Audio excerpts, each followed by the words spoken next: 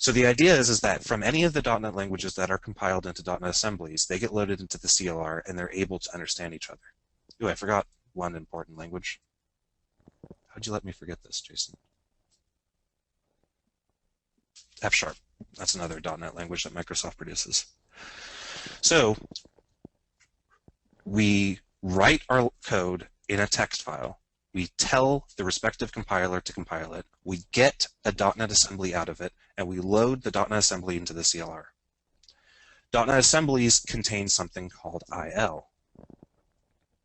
IL stands for intermediate language. If you're familiar with Java, it is the same concept as Java bytecode. IL is not computer specific. It is not operating system specific. IL is just an abstract concept that only the CLR understands how to run. The idea of .NET, which is very similar to the idea of Java when Java was first introduced, is that you can take anything that is in IL, and as long as you have a CLR on your operating system, you can run it. So let's say we have Mac OS, or Windows, or Xbox,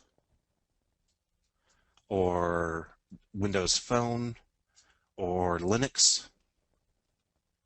As long as there's a CLR on any of these operating systems, which there is,